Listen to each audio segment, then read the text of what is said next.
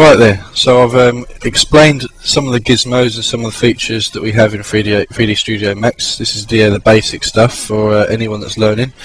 Now what we want to do is actually animate our craft. Now we're going to animate our ship. So select our ship, gate set keyframe at 0. We're going to move forward to around about 30. Okay. And we're going to move it forward slightly. Right, so we're going to move it to around about there. Now we need to set another key point. Now as you can see, we've got 2 key points and the ship is already animating. Okay, and now what we want to do is go around about, I'll say about 50, and we now need to move it forward slightly, and then we want to move it here slightly, and then we click our rotation tool and we're going to rotate it to the right, and we're going to bring it round to the right as well. Okay, set a keyframe. Now if we just look at this, we can now see how it turns. Now obviously when you're doing this you have to try and make it move smoothly, because if you see here it doesn't turn very smoothly, so obviously you do need to work on that. So for instance on here you can actually start to make the turn. Okay, and what you'll get is it slowly starts to turn around and then it will really drastically turn. Okay, so I want to move that up a bit more, bring this round a bit more, and what I think I might also need to do is bring it up here a bit more as well. Okay, and the more you mess around with this, the smoother it will get, so make sure that you do mess around with it quite a bit. Right,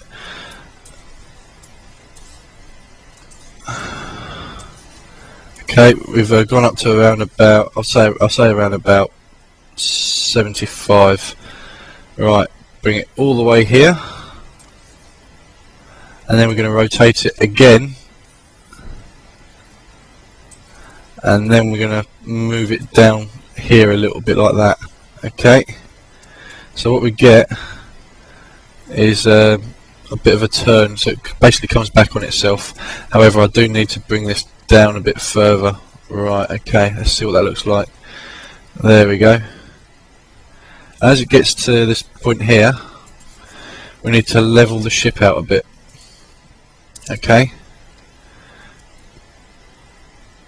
because once it's reached this point here, it's no longer turning in anymore. So that's it. And then finally, what we want to do is bring it right back down to here. Okay. So now we have our animation. Now as you can see, if I just unselect the set key, as you can see, as we go to around about here, we lose the ship from view because the camera is not animated. It's just sitting there facing forward, so we don't see the camera. We don't see the ship when it goes out the screen. So here's another thing that you can do. You select the target point. Now there are 2 ways you can do this, however I found an easier way on how to track the object, and it's quite simple.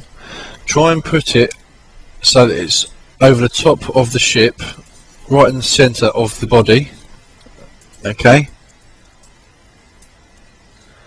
and then click this button here, which is the link button. Find your point, click and hold, and then release on your ship. Okay, and basically what this is doing is telling the camera point to follow the ship.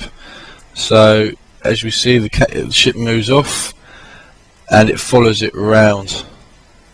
You see? So if I just zoom out,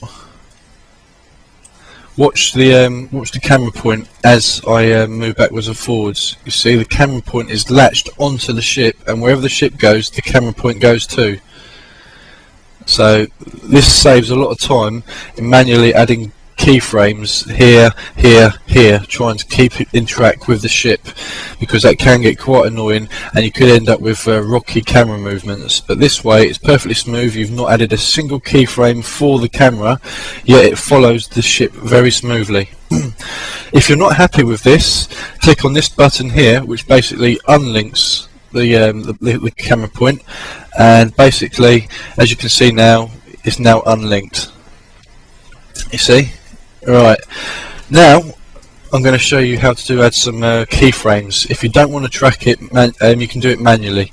So go to set key, set one at 0, go to around about here, so about 40, set another keyframe.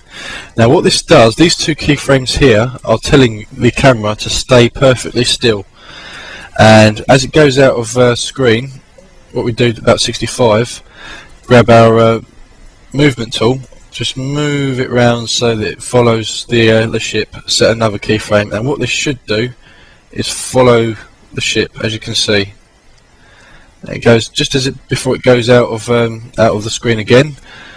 Move it down, try and get it in the center, set another keyframe, and basically you have it in the screen all the time. Now as you can see, with this you have more control over the camera, because from this point here from 0 to 40 the camera is not moving. The camera only starts moving at keyframe 41. That's when it starts following the camera around. However, if I was to delete this keyframe, the camera will move from point 01. So basically the camera would move from keyframe 1. As you can see, it's already starting to turn, because it's not actually tracking the ship, it's tracking the key point here, which I've told it to add. So basically the camera moves from the very first keyframe. So we don't want to do that, so Control Z, back to 40, and as you see the camera only starts to move after keyframe 40. There you go. So now that we've got our scene, you'll notice if I render this, render camera 1, render, pink background is no good, so we don't want that. Now a lot of people get confused with the backgrounds. You know, basically there's lots of options on here that say about backgrounds. If you go to render in environment, you know, you can use a map. For instance, if I was to, you know, select on bitmap here, star maps, stars 2, okay. Okay, right, basically what we'll get is, if I just render that again, I'll make the settings a bit bigger this time.